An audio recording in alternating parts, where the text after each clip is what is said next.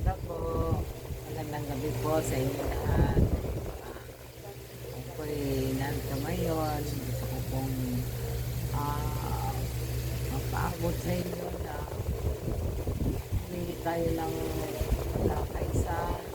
Humingi ako ng pagkakaisa at humingi tayo ng panukala sa Meralco na sana naman ay babaan naman yung Meralco. Alisin naman po nila sana yung hindi natin dapat bayaran tulad po ng mga equipment, environmental,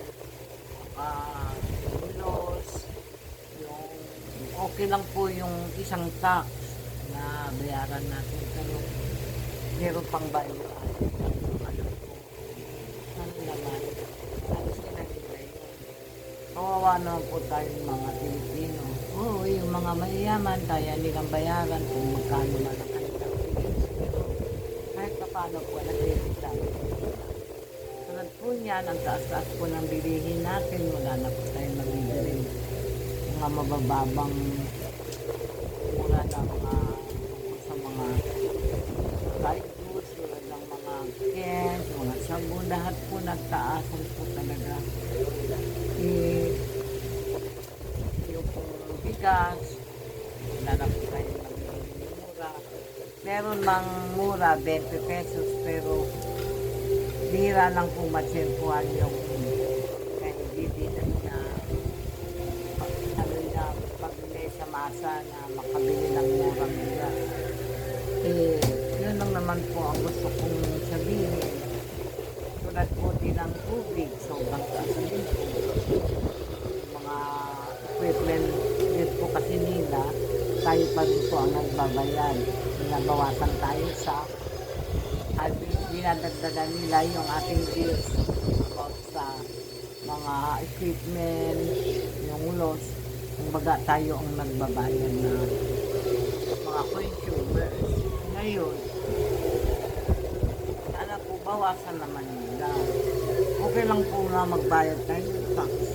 Ganun talaga kailangan natin magbayad ng tax. Pero sana naman po babaan nila kasi sa sobrang mahal po ang bilihin.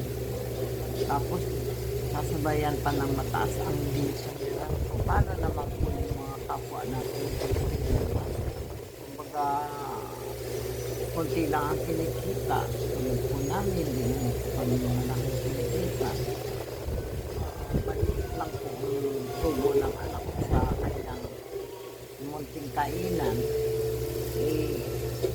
Yun lang naman po ang gusto kong maiparating sa inyo na sana ay makaisa tayo na hindi tayo ng panukala sa Meralco na babaan naman nila ang beer.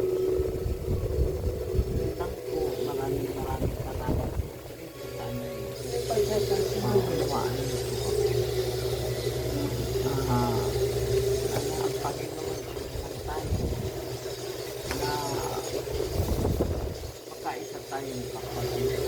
Maraming salamat.